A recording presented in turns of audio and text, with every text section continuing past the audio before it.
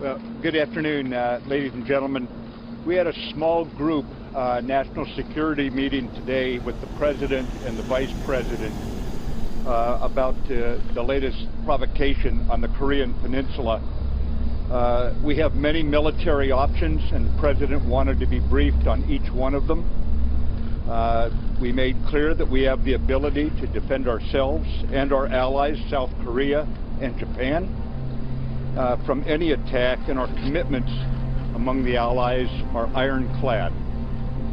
Any threat to the United States or its territories, including Guam, or our allies, will be met with a massive military response, a response both effective and overwhelming.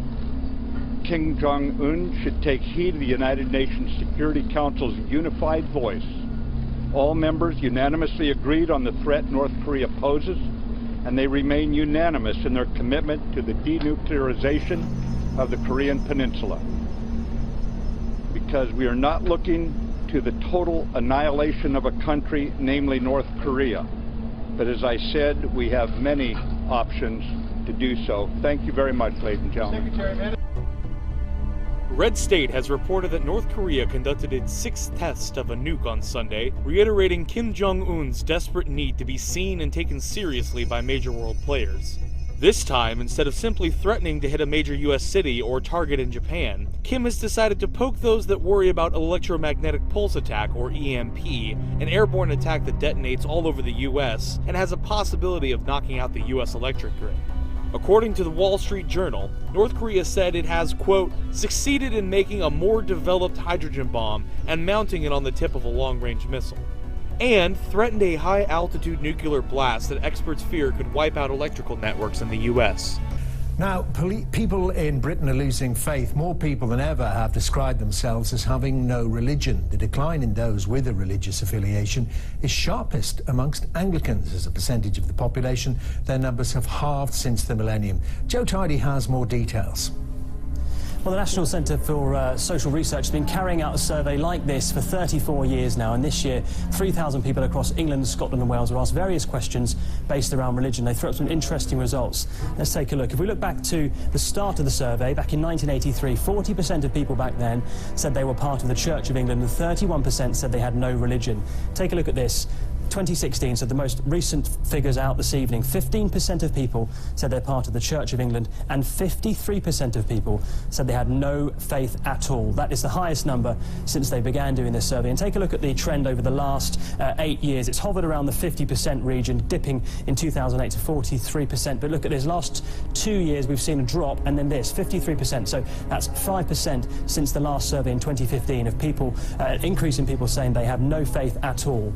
Let's take a look at the other people. So 53% of people say they have no faith. That means 47% say they do. 41% of those people say they're part of the Christian denominations, and 6% of people said they're non-Christian, so Muslim or Hindu or Buddhist, for example. And that means 1 in 20 people are saying they are non-Christian. The interesting number of people here, and the significance of this, is that 1 in 20 people actually hasn't changed. So the Christianity hasn't suffered to the extent of other religions where they're taking away members, for example. This is just that they've stayed static at around 1 in 20 people, and Christianity has seen a big decline. This is the thing that might worry religious leaders the most. The highest number of people who say they don't have a religion, 71%, that's in the 18 to 24 bracket. Individually, we're becoming more secular, it seems, and quite rapidly as well. Is that a good thing, Andrew? A good thing? I mean, it must be from your point of view that more and more people identify with no religion whatsoever. Well, I think it's definitely good, as Kate just said, that more people are thinking about this and are being thoughtful. And obviously, I think that the world we live in today, more and more people are finding that religion is not something they can believe in intellectually. It's not something that gives them any basis for their values. It's not something that matters to their sense of meaning. So to that extent, I think it is a positive development. NASA is taking steps to hire what they call a planetary protection officer to guard us against alien life. And they must have known something was going on up there, because over the weekend, astronomers at Stephen Hawking's Breakthrough Listen project detected some mysterious signals they believe could be coming from intelligent aliens. So I hit the street to ask regular people if they're super worried. But, you know, a lot of people were really concerned about aliens, like in all seriousness on the street. They were like, I'm glad something's being done about this. So you never really know what happens until you just start talking to people on the street. You learn a lot. Okay. In a middle school in Polk County, Georgia, something really outrageous recently happened. You see, a teacher decided to read a poem to the children about how God is just mystical, like a unicorn. God really doesn't exist. It was outrageous, and that's what the whole theme of the poem was about. Well, parents found out, they complained, and the school district said this was a mistake and we're sorry.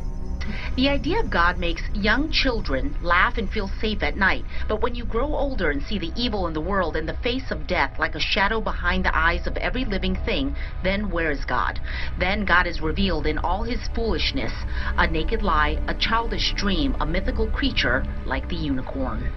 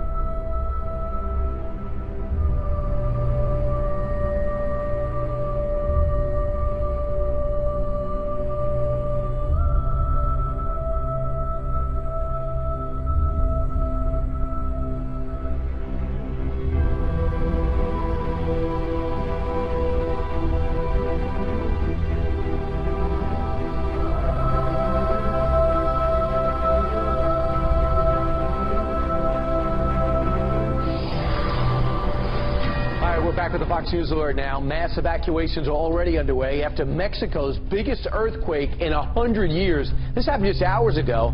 Major concerns about potential tsunamis hours after the 8.2 magnitude tremor struck the southern coast.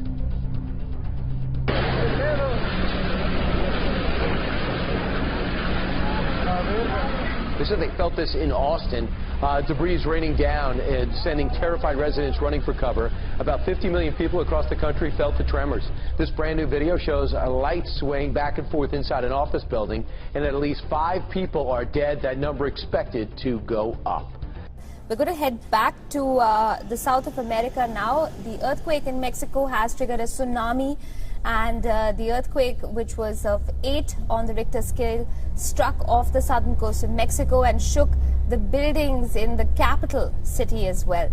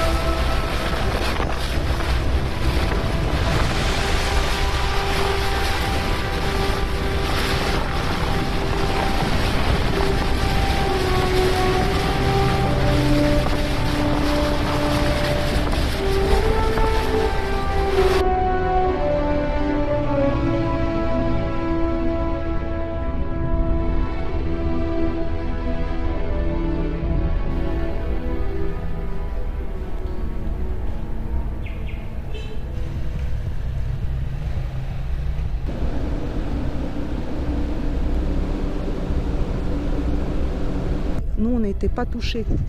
On a eu la chance, mais les appartements, ils vont venir, hein, ça a commencé déjà hier. The videos coming in, I mean, if you look at social media, look online, you can see are monitoring the different news agencies from Mexico. They'll show these dramatic pictures and dramatic video coming out from parts of Mexico City. Reminder, Mexico City, while it says only 8 million, is much, much larger than that. There's a lot of smaller towns and municipalities that are attached to it. The earthquake struck around 1 o'clock yesterday afternoon in the state of Puebla, near the town of Rebozo. It's about 75 miles south of Mexico City. The 7.1 earthquake, in fact, follows another earthquake that was over 8 just 2 weeks ago.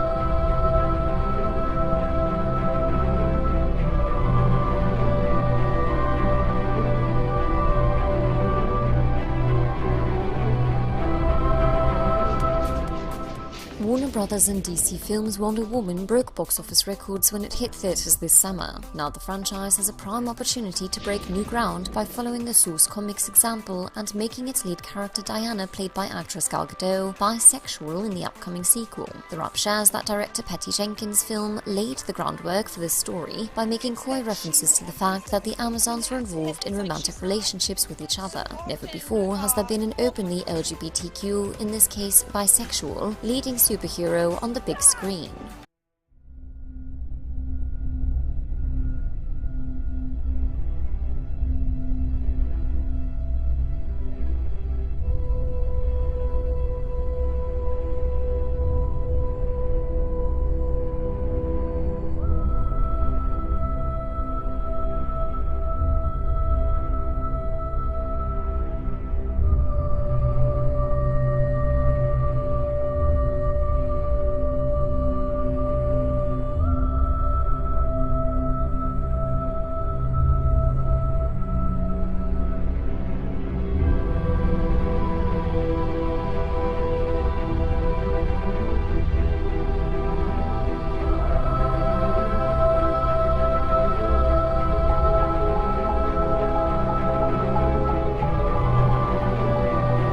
Can we take a selfie?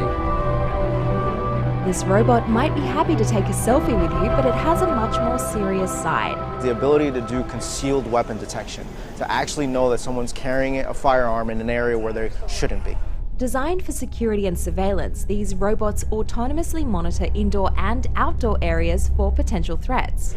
This is the K1. It's a stationary robot that has weapons detection. It uses the same millimeter wave technology that's used at airports through TSA security, so it can tell the size and shape of weapons.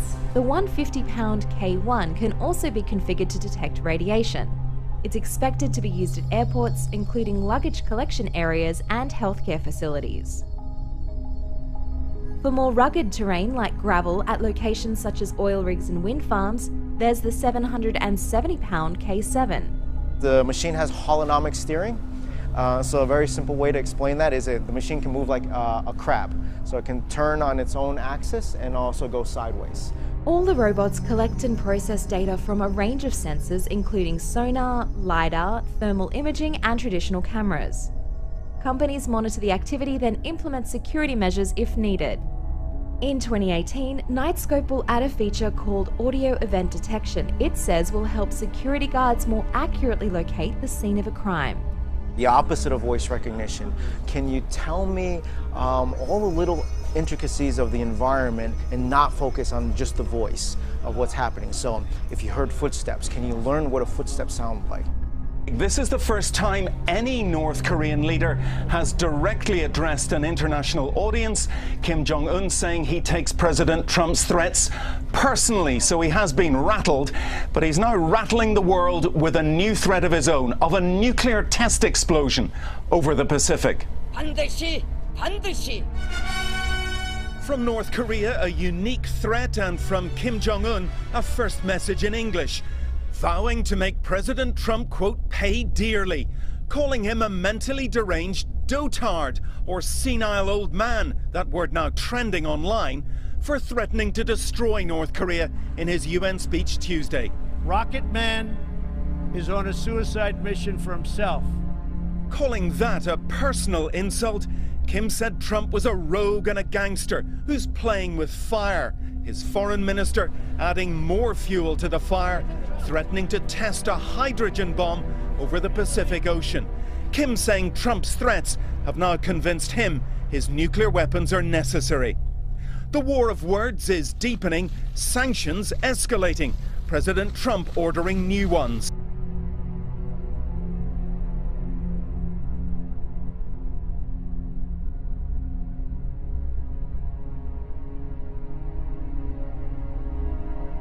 North Korea's nuclear weapons and missile development is a grave threat to peace and security in our world.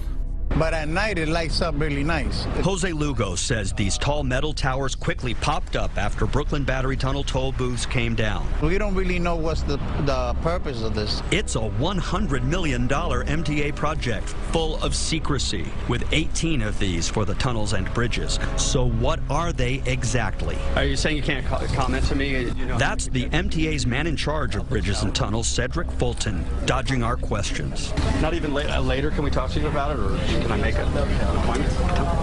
Some MTA board members, including New York City Transportation Commissioner Polly Trottenberg, say they know too little about the towers, even with about half the money spent and some of the towers up. A lot of the board members felt like they didn't have all the details they would have wanted, myself included. Residents who say they suspect there is much more going on with these towers than meets the eye wonder, will they ever know what's going on inside them? I'm going to guess it's probably not just a decoration. It's a bit mind-boggling that the MTA is approving $100 million for what appears to us to be big decorative pylons. John Caney is leader of the watchdog group Reinvent Albany. What we're asking for is transparency from the MTA. We demanded answers from MTA Chairman Joe Lota. Some of your own board members say they don't know the specifics. The base of these new pieces that are going up include whatever fiber optics are necessary for those homeland security items. In other words, anti-terror technology. Could it one day include facial recognition?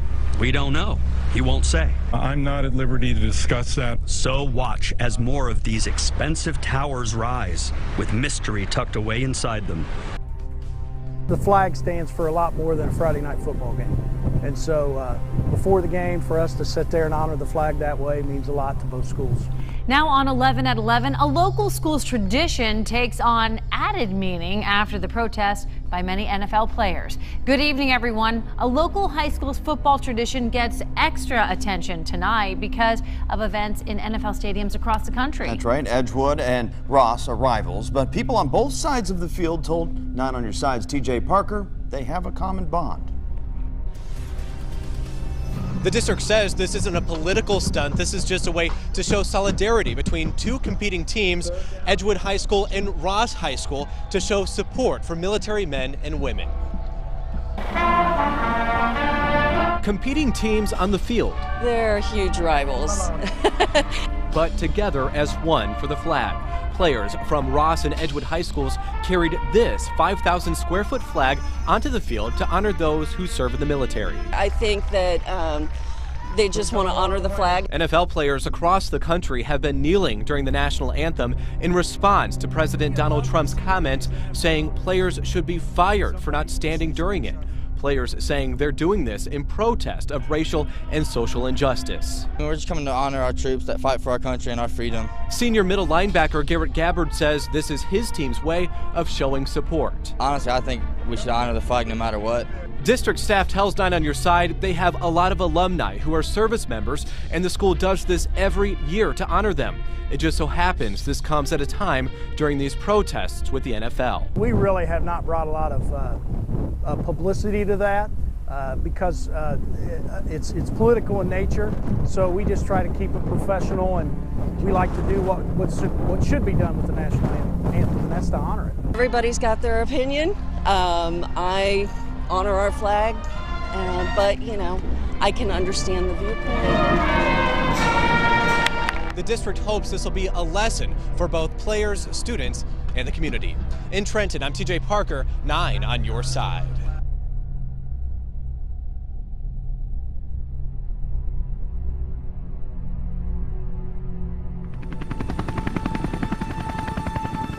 An explosion went off just moments ago at a military base outside of Chicago. peace and security.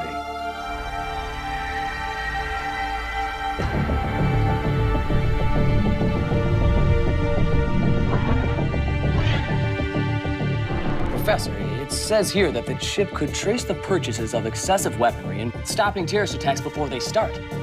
Do not get that chip. He who testifies to these things says, yes, I am coming quickly. Amen. Come, Lord Jesus.